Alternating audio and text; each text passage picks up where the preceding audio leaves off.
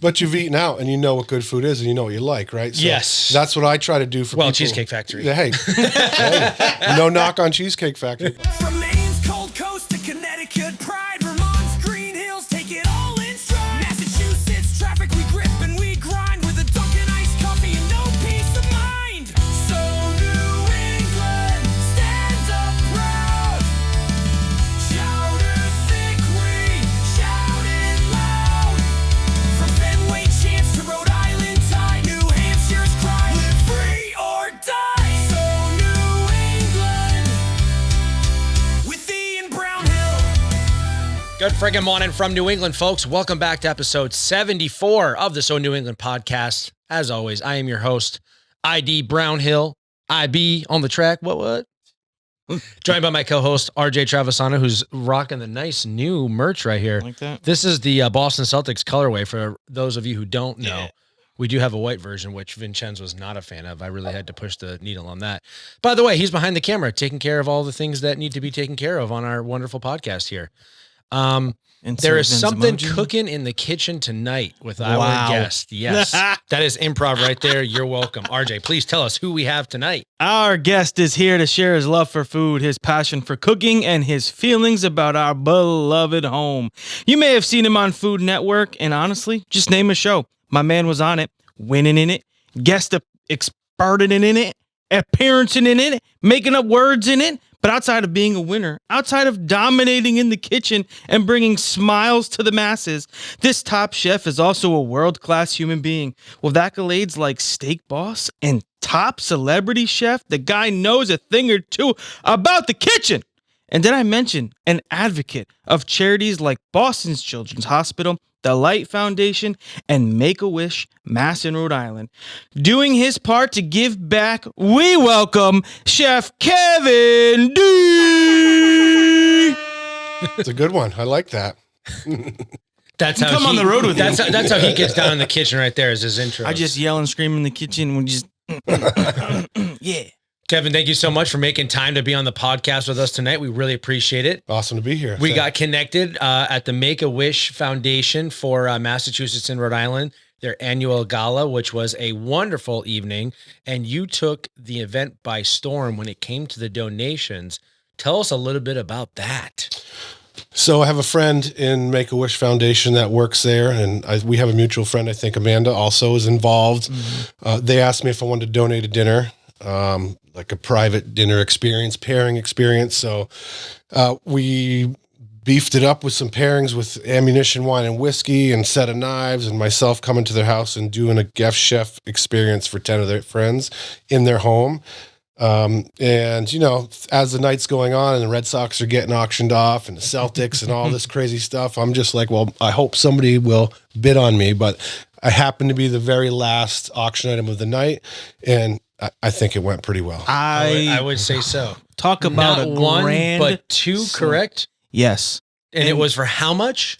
$20,000. $20,000 what you raised. Yeah. I was telling him before, I don't think you understood, because you were on stage. Yeah. You were up there looking glamorous, looking like the giant stud you are.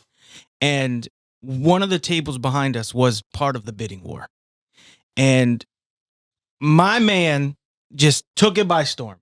That little whisper you did was so nonchalant, but man, that was awesome. Because for those who aren't putting it together, he was auctioning off one event.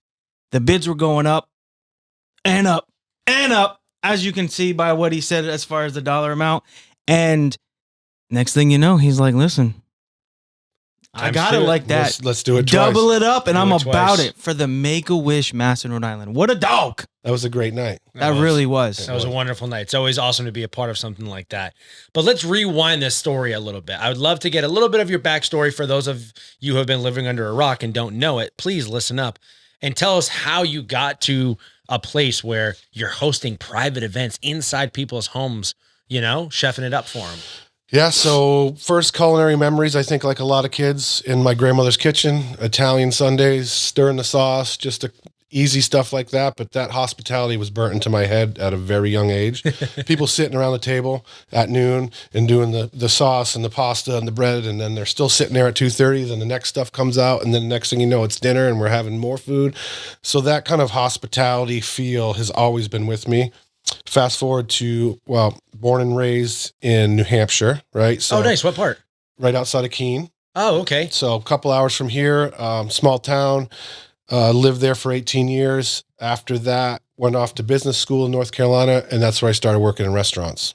Interesting. So though I was going to school for business, I was always working in restaurants. Started out as a short order cook, became a line cook, started working my way up, really grew a love for the people and the hospitality and it's one of those industries where in the kitchen there is people from every walk of life, every age group, every gender, whatever. It's just like a circus, right? So as a 20-something-year-old kid and be able to hang out with all these different people and, I really got bit by that kind of restaurant bug. So I traveled around back to New England, worked in restaurants in Boston and Providence and Block Island and Cape Cod, and really just honed my craft. Became an executive chef at the age of 28, owned my first restaurant at the age of 30 up in Burlington, Vermont, 156 Bistro, where I was up there for a couple years, came back down to Rhode Island, started doing more events, offsite catering, kind of stuff like that. My wife and I became pregnant with my first, and I was like, well, how are we going to figure this out? How am I going to be a dad, a husband when I'm working 60, 70 hours a week? I'll see them on Monday. That's it. See you next week. How can I still do what I love and be a good dad? So that's when Food Network came calling. I was chef at some great restaurants and started to do some Food Network stuff. Chef Wanted with Ann Burrell and Beat Bobby Flay, and was getting kind of customers will come in. Can you cook at my ski home? Can you cook on my boat and things like that? I was like, well, no, I'm stuck at a restaurant. I cannot do that. And then it's kind of dawned on me that maybe I can make a business out of this. So I stepped out into the private chef world, and that was almost 10 years ago now. And I've been doing strictly private chef events. I still do restaurant dinners all over the country at cool restaurants or a residency. I have one coming up in Charleston for 3 or 4 nights, but strictly private. So I can kind of pick and choose now. I work just as hard, but it's different, right? I'll be traveling for 1 or 2 or 3 days, but then I'm home for a week. So I have a much better control of my schedule, and I'm walking the kids to school. I'm picking them up from school. I'm bringing them to basketball and dance and all that stuff. And then on the weekends, I'm kind of doing my thing Friday nights, Saturday nights, and traveling and doing stuff like that. So honed my craft in restaurants, 25 years as a restaurant chef, own them, run them, the whole 9 yards, and then took all that and put it in the private chef world. So now it's a situation where I could be doing a dinner for 10 people in their home one night, and it could be an event in South Beach for 700 the next night. So it's kind of a bit of everything now. It's a different state, a different group of people, a different, different seafood, different produce, because one night you're in Florida, the next night you're in Nashville. So that's kind of the evolution from being a restaurant chef to being a private chef. And then that's kind of where I was doing it enough and well enough that I started to do it for some cool people, Red Sox, Patriots, and then it's a small world. So, when you start doing stuff for the upper echelon of the elite or well-known people, the managers talk, the producers talk, the concierges talk. So, that's where I'm at now as a private chef and event producer. I do some really cool festivals. I'm the culinary director at the Newport Mansions Wine and Food, which is in Newport. So I work on that year round with restaurants and chefs and vineyards and caviar companies and all kinds of stuff like that. That's kind of always in the background that I'm working on. But I also do festivals like South Beach and Toast Nashville, where I'm just a featured chef, where I'll come and do a demo on stage, maybe do a pairing dinner and stuff like that. So I'm in and out. So it really has allowed me to evolve and do a bunch of different things, which keeps it fun for me. I love the restaurant world, but it can be a grind. And you're in there every day and doing the same thing over and over, and things are happening. Equipment's breaking, hostesses are not showing up, deliveries are late, You have to count on a lot of things to go right, where now I have a lot more control about what I do. Wow. That's so cool. You are. I feel like that was a busy lot. Individual. That's awesome. Holy smokes! When you talk about giving up the grind of a kitchen for that, I'm like, I think I would rather just be in one place. That sounds like a very hectic life to be living. Well, it's not. But I mean, on your own terms, which is a wonderful thing. Yeah, I have really good control. And people always say, like, doesn't the travel get to you? I always have that 25 years in a restaurant kitchen of 12-hour days. So if I'm on a plane watching a movie or listening to a podcast, I'm like, this is work? Yeah. 2 hours on a plane? Yeah. Like I'm sitting here eating, I'm eating snacks. This is Like- not work. I mean, when I get there, it's a lot of work and logistics and stuff like that. But it's, for me, much better than being stuck in a restaurant. So when you went to school for business and then you started working in a restaurant, so you have no formal, like, you didn't go to like a Johnson & Wales, which is obviously, you know, Providence here in Rhode Island where we are. You didn't get like a formal training for your, you know, cooking. No, I never went to a culinary school. I've taken some classes and pastry classes and things and seminars and things on the way, but I've worked under a lot of really cool chefs. And I found there's no experience like working a Saturday night on a line when you're doing 400 covers, and you're not going to learn that in a classroom. I tell kids these days, because I work with a lot of Johnson & Wales kids for the festival, for other events, and I always say, like, get a mix. Go to culinary school, get your technique, learn all your temperatures and all your stuff, but while you're doing it, make sure you work in a restaurant in Providence and Boston on a Saturday night to see if you can handle it. So, yeah, I mean, I took probably the harder route, but I feel like I worked my way up a lot faster by doing that. No, and I think that that's actually incredibly fascinating because we live in such a unique time and place for the culinary world with social media. So many people are becoming instantly famous overnight because of a dish that they presented online, or they're showcasing their skills. And now they are kind of jumping into the cooking world, which was just a hobby, and they didn't have that formal training. So I was going to ask you what your opinion was, but you kind of answered it for me already there, which is great. But what is your opinion, at least on the effects of social media and how it's been presenting cooking to a different level than probably what it was for you, where it was like working in a restaurant, word of mouth, traveling and finding out like this is where you are, versus like, hey, if you got 100,000 followers and you're hosting an event in Miami, it'll probably sell out a little bit faster than word of mouth. Sure. I'm a little older and I have the experience, so it's you don't look it, my friend. It's not affecting me as much. I see where influencers are taking spots from chefs who, you know, at events or for promotions, or like out at a, you know, kitchen and bath show in Vegas where it used to be all chefs. Now it's all influencers because they want to get those eyes. Right. They want to sell tickets. For me, I love social media. I never take enough pictures. I rely on everybody else to do that. Like the gala that we were talking about, I took one picture and it was like of my foot or something like that. Like, I wish I had all that. So, but I rely on a lot of other people, it's a lot of food stuff and a lot of event stuff, but it's a great part of what I do. But I'm thankfully now, after 30 years of hard work, at the point where I measure success by happy paying customers, right? So if I go into somebody's house and do a dinner for 20 people, sure as shit, 2, 3, 4 of those people are going to be entertaining next week, next month, next summer, on their boat, blah, blah, blah. So that is, you know, I have been doing it long enough for that kind of snowballs. I don't necessarily need the social media. I love it. I love to promote stuff and be part of these big festivals and always be out there.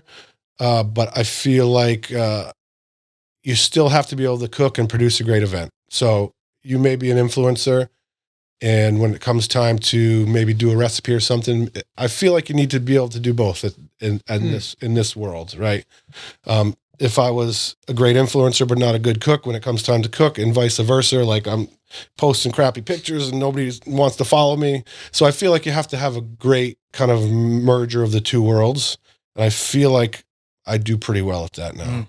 That's that. You wouldn't have the success you had if you weren't. Yeah. that's I mean, and I started out when, like, I was a MySpace guy back in the day. Hey, shout out MySpace. And Facebook started happening. I'm like, what's this? And it, you know, you never knew how big it was going to blow up back then. Obviously, now, I mean, you know, It's growing. Yeah, my 10 biggest times the speed, right? Seconds every day. My biggest thing is Instagram, which I'm the most active on, and it's just you know, you put the stuff out there and you hope that people will see it.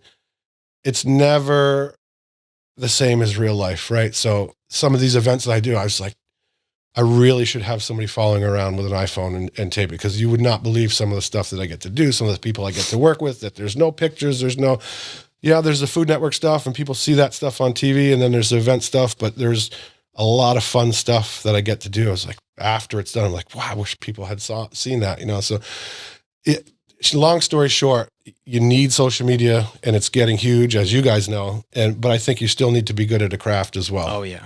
Absolutely. I'm sure it helps too, because it's that old quality over quantity. Yeah. You can have 500,000 to 1 million followers, but if you're not producing good food, like you're getting hired because of the quality of your food, the experience that the guests are having. Exactly. And that shows with the busyness level of what you're doing. So I think you're doing it right. Yeah. I mean, I feel like it's the same with, I've cooked for a lot of great people, and I have high school friends who reach out and say, you cook for John Legend and Jake Gyllenhaal and Tommy Lee Jones and Garth Brooks, like you've made it. And it's hard to explain that once you get that phone call, that's when the hard work starts, right? You get a phone call, you're cooking for John Legend next week for 5 minutes. You're like over the moon. This is awesome. I can't wait. This is going to be great for me. And then like, oh shit, now I have to pull it off. Yeah. And I have to make sure he's happy, and what's the dietary restrictions. And because if he's not, he's going to talk, and then they all talk. And it's just like, the harder you work, the harder the work becomes. So you just want to keep raising that bar. Absolutely. Fellas, let me talk to you for a second, man. Look, it's 2026 and you're not feeling like yourself lately. I get it, but it's time to do something about it. You got low energy, you're having bad workouts, you can't seem to focus. You are not alone. And trying to figure it out in today's medical world, hell, it can feel like a total hamster wheel. That's why we at the So New England podcast are wicked excited to be partnering with Game Day Men's Health. Now, here's a few fun facts. Your initial consult and lab work are completely free, and most of the results are done right in-house in about 15-20 minutes. It's a medical office built specifically for men, with licensed professionals who actually give a damn and explain what's going on so that they can create a real game plan for you. They offer testosterone optimization, peptides, yes, there it is, buzzword from socials, I know you're seeing it everywhere, peptides, ED solutions, because fellas, there ain't no shame in the game, baby, and more. All completely personalized to you, which was me and the fellas' favorite part.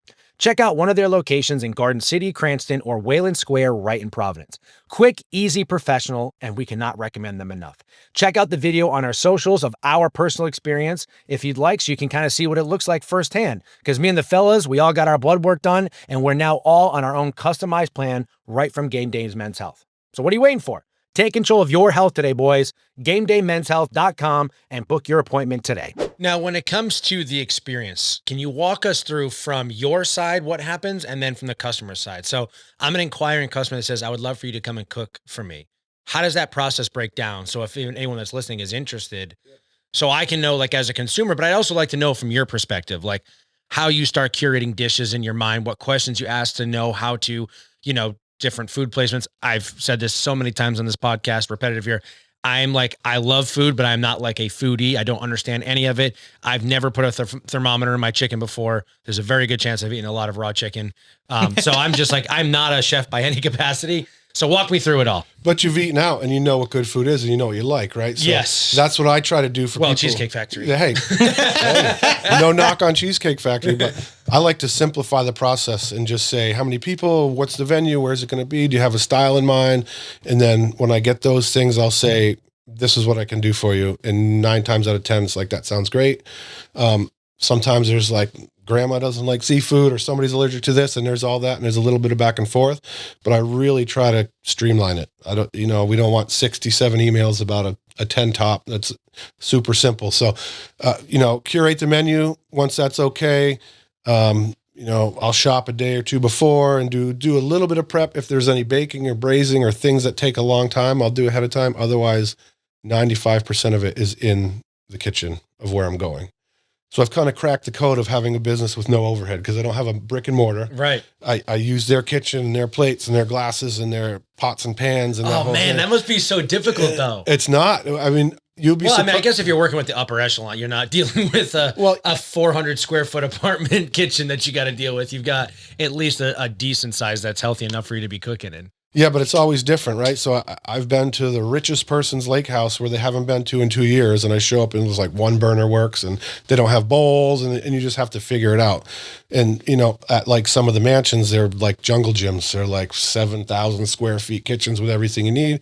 But then if it's a penthouse in Boston and there's a little kitchen on the 5th floor, Right. and they're entertaining on the roof, and you got to figure out all. It's always different. But you'd be amazed how many kitchens are very similar. The same stuff is in almost every kitchen. I know where the trash is just by looking at the handle on the thing and what's going to be here and where the pots and pans. So I usually spend 2 or 3 minutes just acclimating, opening doors and drawers, and okay, I see all that stuff. And I'll always have like a cook box in my car just in case. Do I need a whisk? Do I need this or that? But generally, everything I need or can adapt to would be on site. What is the most difficult thing that is like what you typically face? Like, what are the main objectives that you have to overcome whenever you're cooking in someone's kitchen? Let's see. Well, challenges are more on the backside of like prices of goods right now, and beef prices are through the roof. And where am I going to get the quality products? Because I don't have a restaurant kitchen. I'm not ordering from Cisco and D'Artagnan and all these purveyors. I'm going generally to get stuff myself. So I know what I need and where I need it. But if I book a last minute party and they want something specific like a duck breast or something that I may not be able to get easily, I have to figure out, okay, where am I going to get that? Can I get it on the way? Do I need to leave 2 days earlier and find it? Can I order it and still get it? So those are kind of the challenges. The cooking part, and I say this a lot, that's the easy part for me. Yeah. Like this part for you, the podcast, the chat is the easy part. Right. The leading up and the equipment and the scheduling and the getting ready is kind of like you get in the weeds on that kind of stuff. But once it's go time, the cooking part is the easy part for me. What would you say you look forward to the most in those evenings then? Is it like the final result? Is it like, where do you get, I don't want to say where do you get your high, but where do you get like your fulfillment, right? Because this is such a different world than being in a kitchen where it's like, doors open at 4 and then you don't even go to the bathroom until 2 o'clock in the morning. It's like, so where do you find that love and that drive where you're like, yes, this is the moment that I've been looking for throughout this entire event or evening? The getting there and the setting up and the getting things rolling and finding the pots and pans and doing all that is the craziness of it all. But that sweet spot, that high is like when you're 60% through the dinner and everything's going perfectly and everything's ready and you've checked the meat and the meat's perfect and you only have 2 courses left and they're ready to go and they're happy and they've had wine and everybody's having a good time. It's kind of right there in the middle. Okay, everything's good. That's what, and then like obviously smooth. at the end when you're doing a toast and they want to ask questions and talk about Gordon Ramsay or Bobby Flay or blah blah blah, that's fun too. But that sweet spot from a chef standpoint, from the production part, right in the middle where you get over that hump, you're like, we're good. Risotto's ready, beef's perfect, dessert's gonna be done right on time. Boom. Awesome. That's the best feeling. And now when you're like, I'm just trying to envision this because I've never experienced this firsthand, but are you like interacting? Is it like, do a lot of people hang out? Like most kitchens have like an entertainment space, like in the kitchen. So they're kind of drinking wine, hanging out, eating cheese, and you're kind of chefing it up and talking to them about what you're making and how you're making it and how you, because I'm imagining every guy walks in there like, oh, what are you making? Exactly. What temperature are you What's keeping on the menu today? I got a smoker back at home. You should see what I do with my ribs. You hit it What right kind on of the head. pellets do you use? 100%. Have you ever worked with this or that? Yeah. I literally am on stage every single night. Right. It's very interactive, especially when you're in people's homes and they're not used to having a chef in there. They're kind of floating around for that first 20 minutes. You need anything? You good? You good? You good? But yeah, being on stage every single night, having to cook in front of people where in the beginning that may have been a little stressful, but now it's just something that happens, right? They're just there. They're asking questions and you're just doing your thing. So yeah, I mean, a lot of times they're standing around that island, they're drinking old fashions, they're having the night of their life. And I'm just trying to make sure, like, I'd love to stand and talk to you for 10 minutes, but I gotta get this going. I gotta saute these onions. So it's definitely a dance. But it is just like being on TV or you have a live audience in your face, in your kitchen every night. And do you have any assistants or anyone that comes with you? I do. I have a couple great chefs that will travel with me. If it's like bigger events, I have 2 kind of number 2 guys that'll switch on and off, whether it's South Beach or Charleston or Nashville or whatever.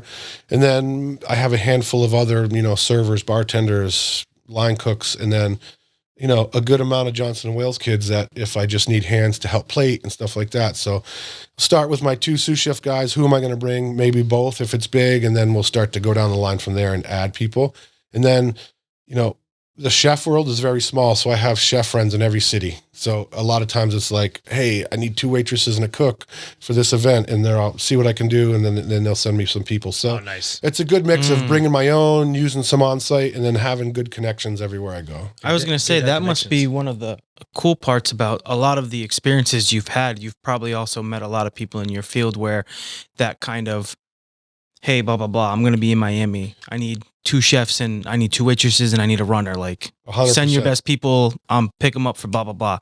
So is that something that's made it easier for you too? Oh yeah. Yeah. Cause I know we joked about it before, but you've also done a lot of stuff, I know Solo. there's a lot of in between there that Yeah. you really accomplished quite a bit, especially in the eyes of like, I know social media is a very big, important thing in a lot of people's lives and can put you out there, but you did all that almost without it. Yeah, I mean, it was always there, like Yeah. the social media. I was always posting pictures and sharing and tagging and doing the whole thing, but it was never the most important. The most important was Right. the craft and the happy customers and making sure the food was good. And a lot of times I do it solo. If it's a 12 top or 15 top and it's not, crazy 6-course tasting menu or anything like that, I can certainly bang it out myself. Once it starts to get bigger, the issue becomes there's a lot of dishes and glassware and pots and pans and things where they're trying to clean or I'm trying to clean while cooking. So if it gets above 15, I'll bring a server. And then if it gets bigger than that, I'll bring somebody else. And so it's just knowing the menu that you're preparing, how it's going to go out. Some people love to see me serve and do that whole thing by myself. Other times I like to just be able to focus, and it's always different. Like last weekend, I did a really intense 6-course pairing dinner with scallops and duck and lamb and a cheese course and dessert and all these high-end wine pairings. And then the next night it was a family party for 20 people and it was meat and potatoes family style. So, it really depends on the event. Sign me up for the meat and I was potatoes. gonna say that sounds like right up your I alley. love me a good meat and You had them at potatoes. potatoes. And they're equally as fun for different reasons. Like the second night was for, a Jeep and Chrysler dealership that I've been doing their Christmas party for the last 8 years. We do it every year, same house, similar menu every year, just change it up a little bit. They like what they like, but it's always fun, laid back. Everybody's having drinks. It's very Christmas party. And then the night before was like, 100 wine glasses and that whole thing. So it really depends. It's really situational and depends on the event.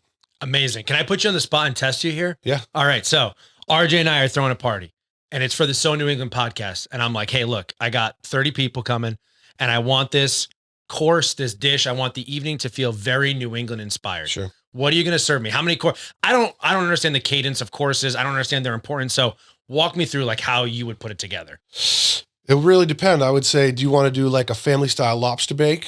Because I did that for years in Newport, specializing in lobster and clam bakes on the beach. And Let me sit upright. Let me. I was If I had an unbutton, my stomach I'm just gonna unbutton. my stomach just Yeah. went, oh shit. These are my stretchy pecs. Or They're I in can good take shape. the components from that family style lobster bake and might make it a more high end plated served, a lobster course, clams, the whole potatoes and corn, but doing it in a cool way with fun garnishes.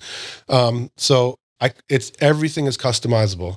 I'm not a catering company where I have 100 menus online and go pick one. I try to connect and say, okay, I know you're going to love this. I know it's easy to prepare, but I think for So New England, you have to do a lobster bake, lobster boil, something like that along those lines. Wow, yeah, I'm in. And we'll do lobster fritters and clam cakes and baked stuffed lobsters. And of course we'll do the charisse and the corn and the roast potatoes and all that kind of stuff. And then, what's more New England than a strawberry shortcake in the summertime? Man, I regret asking this. I'm so fucking hungry right now. That's peak. But I'll do it in a way where you're like, well, that's not a normal lobster bake. yeah. And I do that, like I'll do maybe 2 or 3 weddings a year at this point for a friend or a celebrity or a friend. And the biggest thing I get is like, that's not wedding food. That didn't taste like wedding food.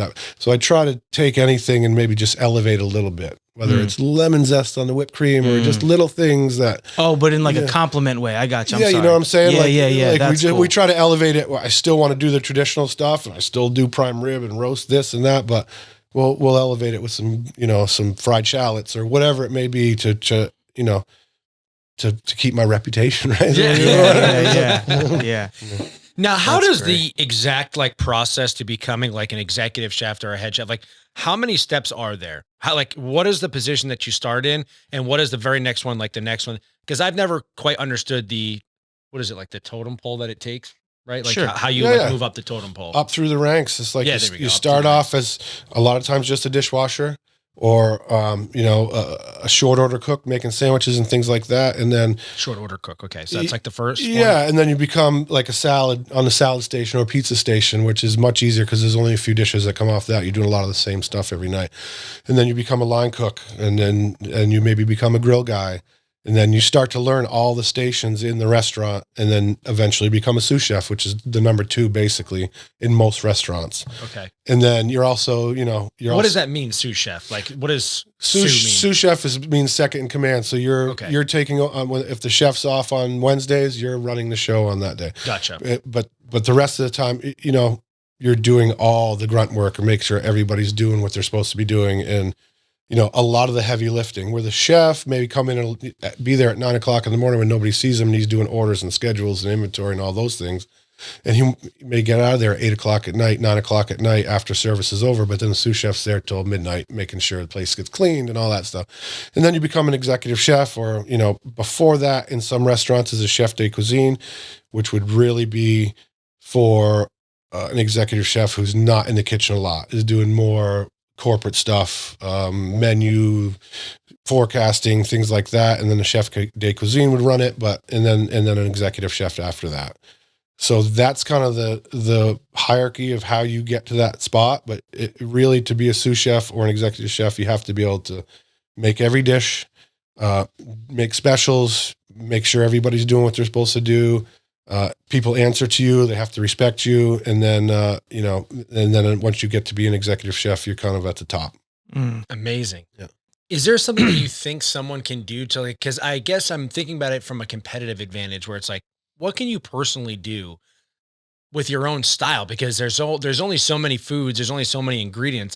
How did you personally start to do things that implemented into your career to separate you from the competitors that landed you on, the Food Network with these incredible, well-known, televised chefs, so to speak? That's a great question. So every restaurant I've ever worked at, I've taken something from that. Like this dish, this is the best dish from there. I'm going to take that and use a different version of it. And through all the years, you may work at some place for 2 or 3 years and you've done everything there and you want to move on, get up to the next level. And so 30 years of all these dishes, it's kind of like music in my head where I'm going to remix a dish, right? It's remix. The protein is the protein, but I'm going to change the sauce, and this starch worked really well on this dish, and how would they all work together? So at this point, mostly everything's been done in the food world. We're not reinventing the wheel. Most of the things and the staples and the traditional things are still being done because they're great. And the beef Wellingtons and the prime ribs of the world are still being done the same way. It's just, how can I elevate that or change it, or maybe plate it differently, or have a new sauce or a different garnish and make that work. I have a ginger seared scallop dish that I've been doing since the beginning of time that I can never stop doing. It's like Hall & Oates. When you go to a concert, you have to play the hits, right? Yeah, absolutely. But I'm always like, well, how can I tweak this? Can I do a different puree or a different sauce? But I'm always going to do that ginger seared scallop the same way. Maybe change a garnish based on where I am. But it's just trying to evolve and plug things in. And also, as a private chef, you don't have a walk-in full of food. So what you have is what you have. So you have to be able to work with it. And like, if I'm in the Hamptons doing a party for 20, there's no store within a half an hour and there's so much traffic, I couldn't get there. So if it's in the refrigerator or I have it with me, that's all I have to work with. So you have to be very confident, and I don't have that, but I can use this. I've quick on your feet. I've worked with some of the best chefs in the world, and one of the chefs from the best restaurant in the country. And we got him to do an offsite event, and he was lost in the woods. He's just like, this pan doesn't work. How am I supposed to make this without this? And just because he's the best in the world. His restaurant and plugs and play. He doesn't have to worry about it. If he's in his kitchen, he's the man. He's the best in the world. But if you get him out of there and something's a little different, I'm the complete opposite of that. I can be like, what do we have? We don't have any pans. You got disposable things I can use there. It's just like, I'm all about solutions. Right? I'm going to tell you exactly why that is. Because you're from New Hell England. yeah. That's exactly right. From New England, you have a common sense, you're resourceful, and you know how to get shit done. You have to, yes. That's it. I love that for you. That's so cool. I love that. That's perfect. That's a great way to describe someone from New England, I think. I couldn't think of it better myself. Now, here is something that I've been a little bit baffled and confused by, if I'm being honest. I'll never quite understand the portion size of high-end restaurants. Can you elaborate why I could spend an arm and a leg and then I go there and it's like, oh, this dish was from Mount Tibidabo in the Himalayas and this salt is from the crested, sea urchins. It's like, okay, why is it only half a bite and I got to share it with someone? This is why I say to you, I like Cheesecake Factory because I'm like, give me I want to know that if I feel like overfilling myself, I can. I don't want to be like, I just spent my entire mortgage payment for this to have ginger on it. Okay. Well, a couple reasons. One will be cost of that dish is going to be really high. If you're getting the best ingredients, you're getting caviar and you're getting this and that. They can't charge you $300 for that dish. So they're giving you smaller portions. But also, at least in my world, it's about, are we going to have 3 courses? Are we going to have 7 courses? I will do the portion size based on that, right? If it's 3 course, you're getting big portions. You're getting a big salad. You're getting a big piece of steak and a big dessert. Okay. If you're getting 6, they're going to be small, Simple math. Yeah. I mean, that's really Weird how that works. They don't want to fill you up, button. Yeah, more appetizer size plates, right? So you can get through 6 of them with maybe 6 cocktails and not feel completely disgusting and bloated. And so cost would be one. And then what are you going to feel like at the end? How many courses are involved and how much food are you actually going to eat? Amazing. Okay. That makes sense. What would you say was the hardest thing to learn growing up? Probably learning how to use, save, or spend money. You legit worked in banking, did you not? You're welcome. Are you still with Dime Bank or are you too Hollywood now? Okay. Rude, but yes. Yes, I am. Imagine your followers finding out you're with a Connecticut-based bank. Okay. First of all, they have a branch in Wesley, Rhode Island, which is where we grew up. So really that's brownie points because I'm sticking to my roots. Second, I think everyone would appreciate that I'm with a bank that knows and understands their community. Their tagline is legit. Community banking lives here. Hey, I'm not asking you to sell me on it. I've been banking with them for years, and they know me on a first-name basis. I'm just saying I'm surprised is all. I can see the headlines now. Mr. Anti-Connecticut actually banks with local community bank? Okay, you know what? Follow along with me here. They're FDIC insured, equal housing lenders, wicked friendly. They take care of all my personal needs, have expansive products to help all my businesses, offer lending across the board, merchant services. What more could I possibly want or need? And you know that I secretly like Connecticut, so... Oh, I hope you heard that, folks. Dime Bank is the reason Ian loves Connecticut. Okay, you're ridiculous. Funny story, though. You know how they have the mobile app with banking, Lifesaver, you can do all the deposits. Have you tried to teach your mom how to do the mobile deposit No. yet? I was teaching my mom how to do it, and she takes a selfie instead of the check. Visit dimebank.com to learn more. What do you think is the perfect amount for you, courses? What do you think is this is the money number that is a good portion, good filling, but allows you to elaborate with your dishes and incorporate some really unique flavors and ingredients?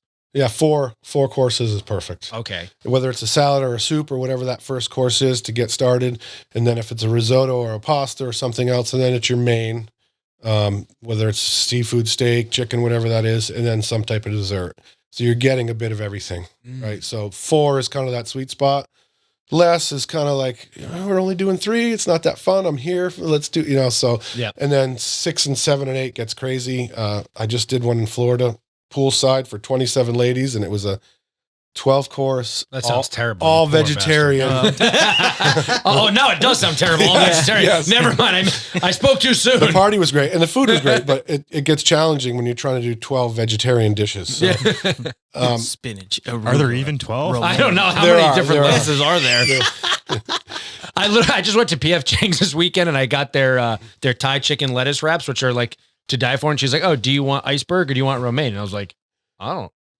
Aren't they the same? I don't. Yeah, just whatever wraps better." Like I said, I'm you're turning in your grave. This is basic. No. This Where is did they find- level 1 algebra Yeah. for me in high At school. least you right led here. with the fact that you're a very boring palate. Yeah, I person. did. Okay. Well, I wouldn't say boring. Yeah, you always no, go you to the are. boring It's word. It's very boring. Simple. I'm just Boring. It's not boring. Okay. This comes from a guy who literally will refuse to he puts sauce on cereal because he can't just eat something that's not covered in some sort of ketchup or mayonnaise or mustard. Because you enhance the dish. You can't enhance it when you use okay. You see, this is a discrepancy we've had for a while. We use purees now. Get with the program. Oh, thank you. What a load of shit purees you two. Listen, I got to be honest with you. That's one of the questions that I get the most is, what do you eat when you cook for yourself or you eat at home? I was going to get there. Absolutely. And as a chef, I want the super simple stuff. I want a roasted chicken or spaghetti and meatballs or even pizza or just a steak on the grill or a cheeseburger. I mean, I'm a fucking chef. That's the problem. I'm a chef. You don't understand. Yeah. But when we lived earlier, together, tell me I didn't make a fucking banging ravioli. When he said earlier about I've probably eaten some raw chicken, it's actually the opposite. My man burns everything. Everything. That is not because I'm a bad cook. It's because of I'm going to do this mental health awareness, ADD. Yeah. I forget that it's in the fucking 100%. Oven and I have to go grab it. Once the alarm goes off, I'm like, oh. This is a complete side story, but you'll find it funny. New set of pans. Yeah. We moved in together for the first time. Oh, man. Or second time, actually. I ruined those pans so fast. I can't tell. And this is when he worked at and I don't mean this in a mean way. You know what I mean? Oh, man. This is going to be good. Like a physical labor, like outside doing like construction style stuff. Oh, yeah. And I can't tell you how many times in my life. He'd come home, he'd start cooking dinner, and next thing you know, 5 minutes later, this him on the couch. Bird in the pots and pans. Those pots and pans were destroyed. Physical labor is no joke. No. Yeah. I'm so thankful that I'm not doing it, and I pray I don't have to go do it again. Knock on wood. I have a question too. Don't let me forget. Okay. I have a good one. Go ahead. I was just going to say the number one tip that I have for people like that who tend to burn things a lot is slow and low. Yes. Because you know what? You can always keep cooking it, but once it's over that point, you're done. You can't That's it. Go Story back. of my life. Slow and low, baby. So people freak out about Thanksgiving dinner. I'm like, put it at 8 in the morning on 300 and just let it go. It's not going to dry out. Let that bad boy go. When Absolutely. you go to look at it. So it's the same thing with if you're doing a roast or a soup or anything like that, just because you can always add to it and taste it and turn it up a little bit and do that thing, and you can get it to where you want it to be. Whereas if you crank it and you're done. That's it. So, or throw some puree on there and call it a day. There you go. Go ahead and ask your question. You got a very awesome nomination that you won, or I think it was given to you, but this is kind of where my question comes from. Earned it. Sure. Yeah, earned it. Thank you. That's a better way to say it. How do you get voted top chef? Because you did, and I got to know. And then I don't know how many shows were you on in total. You got Top Chef too? So the Top Chef in Vegas. Oh, in Top Vegas. Chef. Well, the Top Chef Vegas was not the show Top Chef. It was an event that I did with a bunch of other chefs and all kinds of people, and I had the best dish and whatever. So they named me Top Chef there. Oh, okay. What was your dish? So long ago now. It was a few years ago, but pretty sure I did a lobster and corn fritter because let's go. So I just came off putting on for New England out in Vegas, baby. The Great Food Truck Race. My truck was New England Grill. You had a truck too? I had just for the show. Okay, gotcha. So I did the Great Food Truck Race with Tyler Florence, and we traveled Vegas to LA to Coachella and Stagecoach to Phoenix, Arizona, Yuma, Arizona, back up to LA for the finals. So like 3,000 miles in a food truck. And I'm a chef from New England with a big lobster on the side of our truck. And one of my teammates was Christine Hurley, who's a comic in Boston. Yes. Thick Boston accent. Yep. And all she did was stand out front. Hysterical. Who wants lobster fritters? And she's yelling.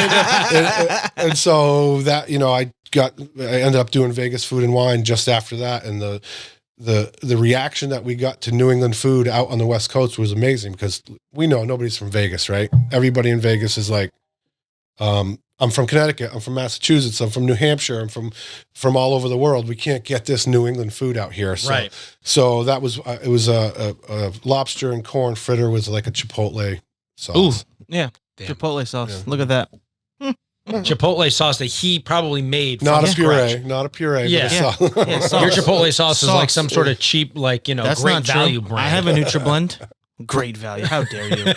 The bare minimum is sweet baby raisin. You know it. Honestly, it's kind of crazy whenever I think about food and I think about at some point in like the early thousands, 1100, 1200, it's like, how did people figure out all of these foods and these dishes? Because as you're going and naming all these, I'm like, who the hell was like in the woods and was like, I'm going to eat that and see if it works. And then they die and they're like, all right, guys, don't eat that berry. Is that just like how it works? Probably no choice. Or did you get like Trial and starving error, and right? like, how did you know to eat the chicken and the turkey and not eat something else? Like I'll never quite understand it. And the fact that some you can just people go to the just eat grocery store anything. and get them all now. Yeah.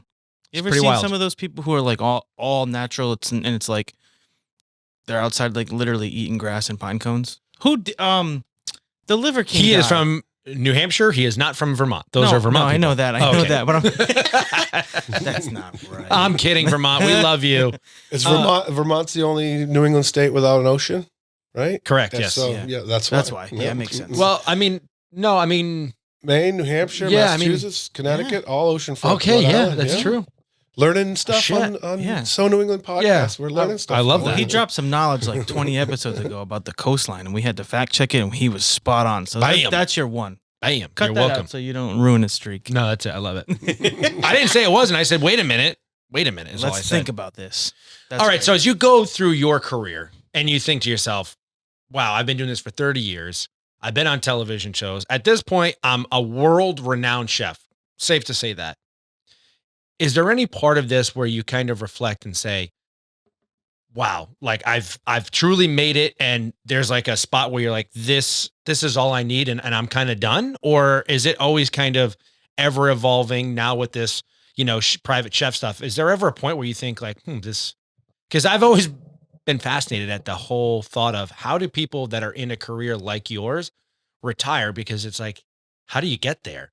I mean, you're a unique scenario where you're not just like inside of a restaurant, but most restaurants don't always keep their doors open for forever for your entire career. Right. And they also don't offer a 401k or Exactly a right. retirement plan. So how does that kind of work for you with where you see your future going?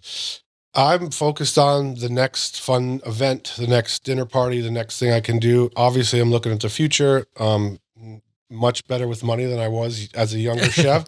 Now with kids and things, Yep. and things you have to worry about. But I don't see any end in sight. I just am always looking for the next thing. When I finish an event, okay, what's next? What do we have on the calendar? What's next? And I'm thinking 3 months in advance about this event that I'm doing in Charleston, or this event that I'm doing in Vegas, or things like that. So I'm really hyper focused on, just like I said before, just raising the bar and to continue.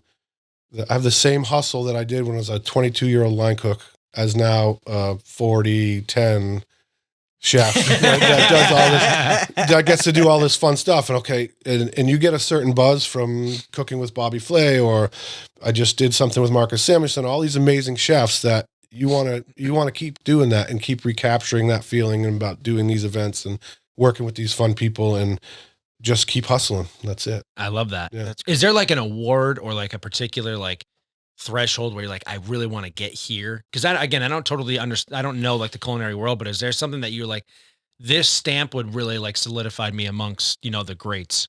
Well, I think because I'm not in a restaurant, like the Michelin stars and all those things are not really in my world anymore. Mm-hmm. Where I get it is when I do dinners with these amazing chefs and people come up to me and say, your dish was the best. Things like that. Hell yeah. That Subtle brag. for me. Yeah. Love And whether it's, I just did a 12-person dinner in Nashville with Chef Manit Chohan, who's 2-time tournament champion winner. She's all over Food Network Chop Judge. She has 5 restaurants in Nashville, and the two of us got to just work together in a kitchen and serve. And there was 12 people, and we're serving wine and just having fun. Those kind of things, to me, when I have chefs like that say, it's just a pleasure to work with you, everything was so seamless and amazing, and the food was great. That's kind of where I get my, low-key accolades, right? Yeah. Without Rightfully so, I don't have yeah. to win an episode of the Great Food Truck Race. That's awesome and fun when I can do it, but it's more like I go back to those happy customers, those paying clients, or those amazing chefs that I've worked with who are just, knock on wood, also happy to work with me, which is really cool to come up as a young chef and now to be where I am. So that working with all these great chefs and hearing them say that, I belong with them is a great feeling for me. And that's kind of where I find happiness, right? I love Yeah. that. Were you ever starstruck by a chef for the first time? Like, and I know you have a lot of great experience, so I'm sure some chefs at the same time felt like, wow, Yeah, like who That's Chef inspired? Kev Like over who there. inspired you? Yeah. Well, yeah, not inspired, but like, and I've worked with every single chef you've ever seen on TV, and the Gordon Ramsay. I did Hotel Hell, where I was his chef expert. So him and I worked on the same team. You may see him on Hell's Kitchen, like yelling but him and I were on the same side, like trying to help out this hotel and things like that. And, you see him for years yelling at people and being crazy. And then you meet him in person. He's like, you've probably heard this before, but it's the sweetest guy. Yeah. We had beers, we had lunch, we talked about kids and just normal, like calmest, coolest guy. And that was kind of earlier on in my career. And once that happened, I was like, well, so this isn't matching up. But most chefs are like that. You have common ground. You can talk, you can eat, you can drink. So once I worked with him and found out he was just a normal, cool guy like me, it was pretty easy after that. So I've worked with Robert Irvine a million times. And like I said, I love Rob. Manit and Marcus Samuelson and everybody, Jeff Zakarian, Bobby Flay, Guy Fieri down in Sobey, and I've knock on wood, I've had great luck with them being just great people as well. That's so cool. Love that. Amazing. Oh yeah. Pretty wild to think that someone that is as successful as you comes from a place like New Hampshire. Like you would never think that one of the top chefs in America came from a state that doesn't really have a food item to claim as their own. I mean, if you think about it, It really doesn't. but this is, Yeah, I mean, 35 people in my graduating class. So small town in New Hampshire. But I knew I wanted to get out of there. I loved it. Played sports, captain of the basketball team, all state, blah, blah, blah. Loved that. And that athletic mindset I took right into the kitchen. It was like, I got to kick ass at this station so I can work my way up so I can be better tomorrow. So that background of having that as an athlete, really, I carry that through even now. It's like, because the chef is like the quarterback or the coach in the kitchen. You're running the show. You're making sure if everybody's not doing what they're supposed to do, your night's going to go to shit. So you really have to, push. That's all I can say. You have to push for the it. Drake May, the Tom Brady, or the Bill Belichick of the kitchen, you might say. Yeah, for those three, I'd say Tom Brady. Drake May, baby. I love Drake May. Love it. Let's segue into our So New England segment. I'm going to need you to curate or assign a dish to every New England state that you think would be a best representation of that state here in New England. Okay. All right, let's start Rhode Island, where I'm based now. Yep. I'm going to have to go with, I say clam chowder, but there's a Rhode Island clam chowder and there's a New England clam chowder. Oh, God. We don't do Rhode Island clam chowder around here. Just clear broth that people, but I'm going to say clam chowder, clam cakes is like Rhode Island through and through, right? Yep.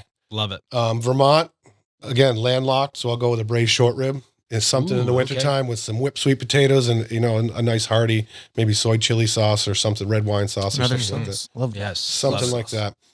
that. Where else? We got Connecticut.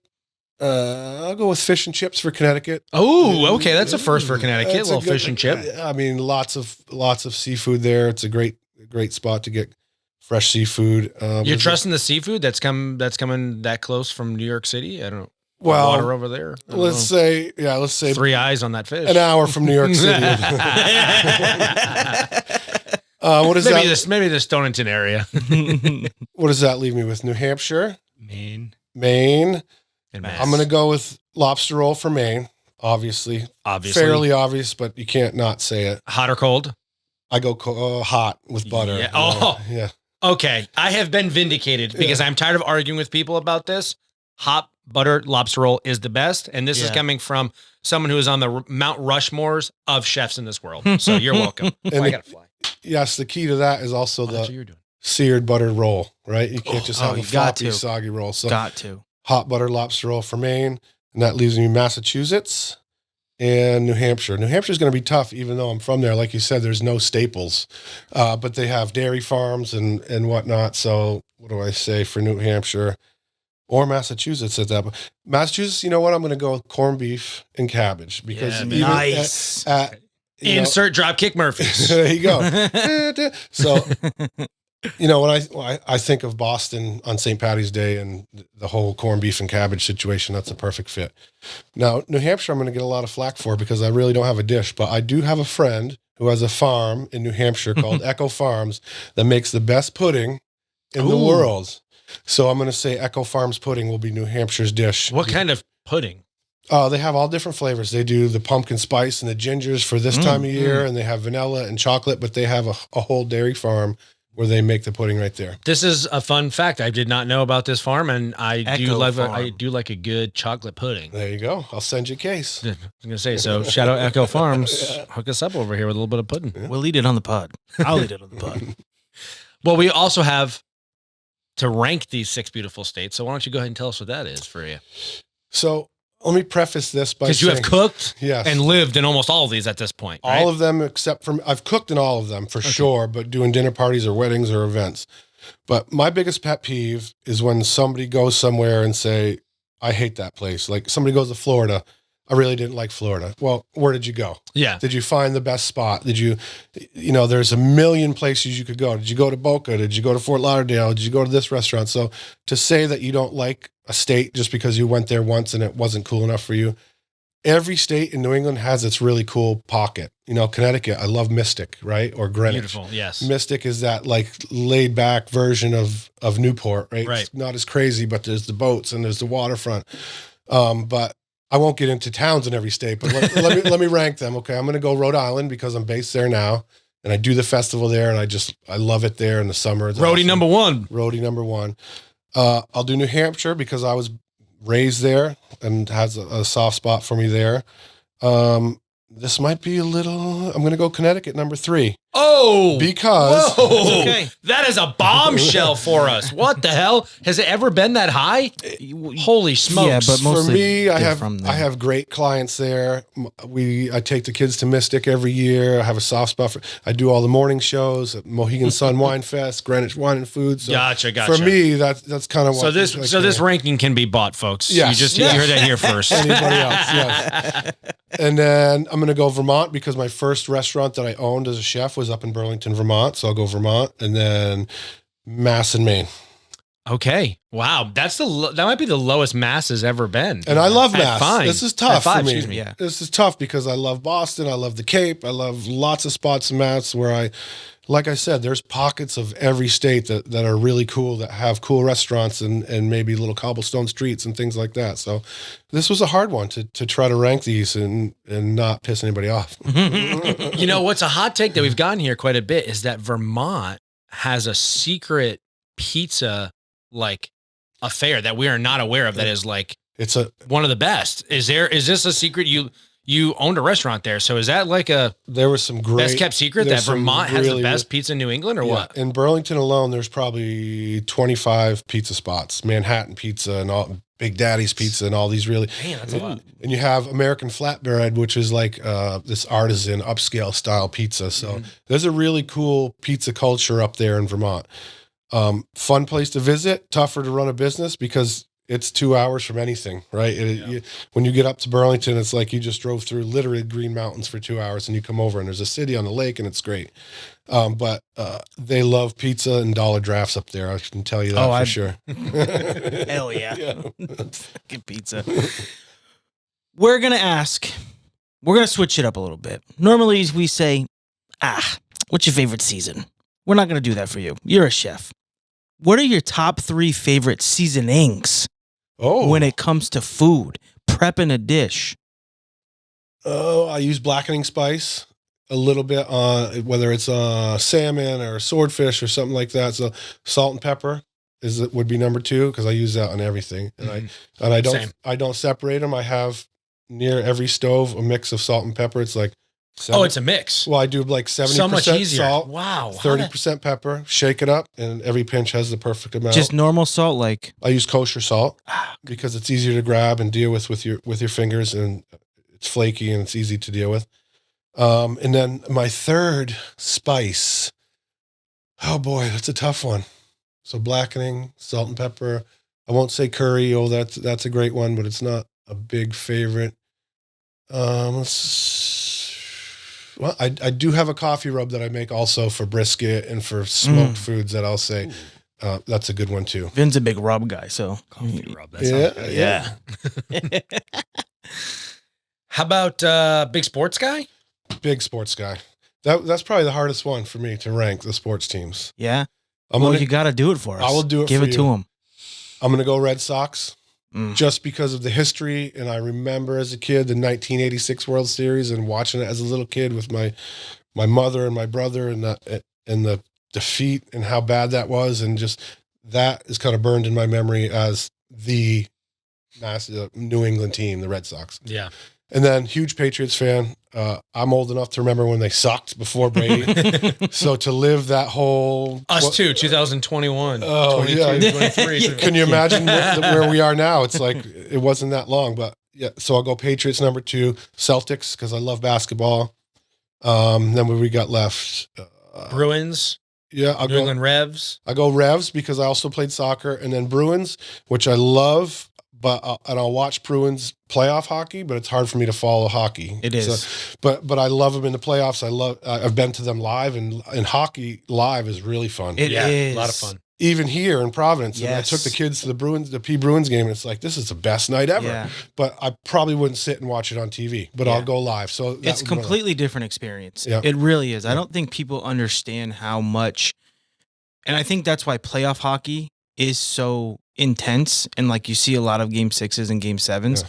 because even when it's a home field or home rink, it's not It's just so 'cause it's fast. so yeah. serious, and the fans are into it. The atmosphere is unreal. Just the speed in which they skate, even Yeah. the refs Oh, yeah. are like flying around. I get out there with my kids and I'm wobbling, and these guys are doing pirouettes and backwards, and I'm like, this is crazy. Yeah, they're definitely talented. It's a hard sport for sure. It's a great list. Yeah. You a big movie guy? Yes. Do you have a favorite New England-based movie? And also, on top of that, what's your opinion on how chefs are depicted in films and Good like question. food-inspired movies? Like, do you think they get it right? Uh, What was that, Lady Gaga and Bradley Cooper or something? Oh, no, that was A Star is Born. Yeah. Well, Bradley Cooper did one, though, didn't he? Where he was did a chef? one. That was a more fine dining style, dramatic situation. The one that Jon Favreau did called Just Chef. Yep. I related to that because I lived that 100%. I did restaurants for so long and started to get a little burnt out. And then kind of when he went out and got his food truck is when I was doing the food truck race. So I lived that in the city to city and the Twitter and we're trending worldwide in the finals. And so I lived that. So I thought that was a pretty cool one. And then when the critic that busted his chops in the beginning ended up investing at the end was like the best part Yeah. for me.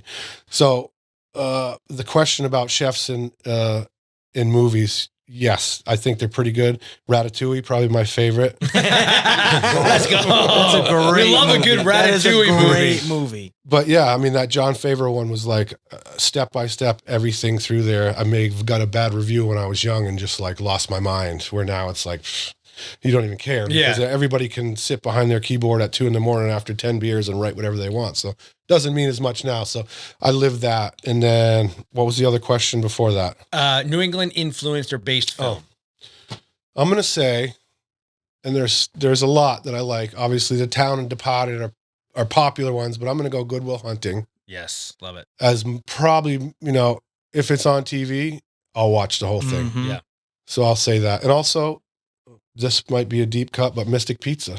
Oh man, Mystic Pizza's never gotten a vote. A great movie. So that's an old school 80s movie, Yes. with Julia Roberts. I was in gonna it. say Julia Roberts, one of her first Yeah. big films. And Mystic that big Pizza hair. is still there, and they're still busy, and they're still making the same Good pizza. So it is Good good pizza. pizza. I was You know- going to say, you know keep the bringing up key- Mystic. That's where I live. The key to their pizza He knows. is the pans that they cook it in. They have these special aerated pans with little bumps so the air can get underneath. That's why they have that crispy crust. Ooh, there you go. Got to I add didn't that to know my home cooking Yep. experience. Is there anything that you think in New England is a bit overrated?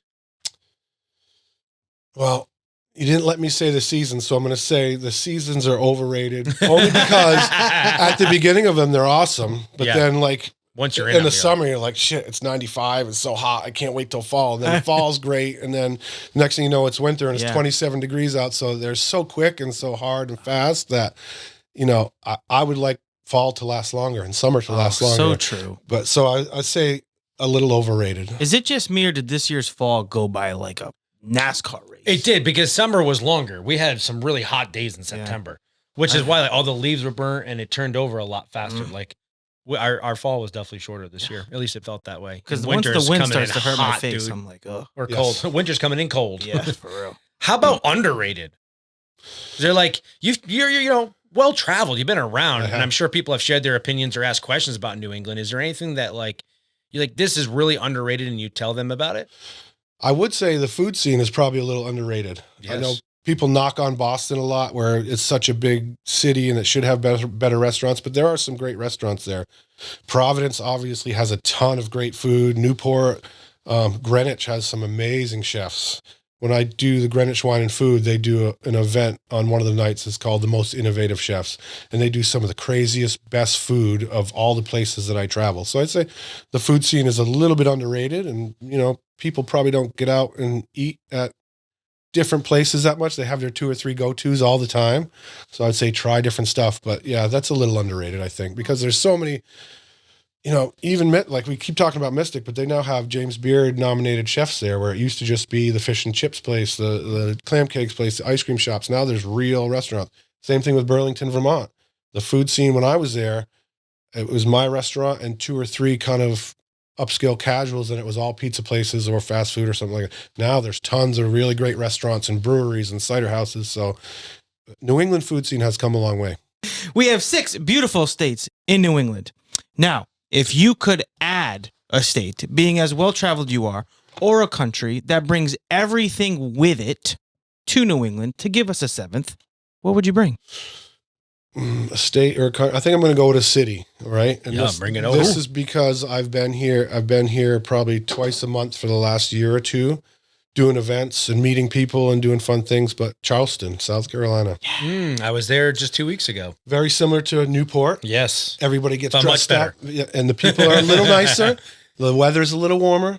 People don't want to kill you in the airport. As soon as you get off the airport, everybody's in sundresses. It's almost like vacation. We should go. Yeah. Well, Charleston was I'm going to go by myself. You guys are all No, Charleston's a cute town. Yeah, and people have love the to entertain. sundresses. They love there's some great restaurants there, and like I said, the weather's a lot better. But I would add that if I could. Yeah, I have a I had a cousin who feeling you were lives going to out say there. that. Charleston was She a loves it. where I didn't like. I traveled to. I didn't necessarily like the city, but the food was great. Was Savannah, Georgia? Okay, yeah. I went to Savannah after that, and I went to the Pink House. Yep. That was really good. One of the woman that was in the kitchen there, her family has owned this restaurant for, let's hypothetically, 50 years. And she has been doing one thing every single night only, and it's making the buttermilk biscuits. Well, this was one of the most delicious things. And everyone likes a good bread appetizer to get started. Sure. And let me tell you, this did numbers better than Not Your Average Joe's and, Texas Roadhouse rolls. This thing was unreal. Ooh.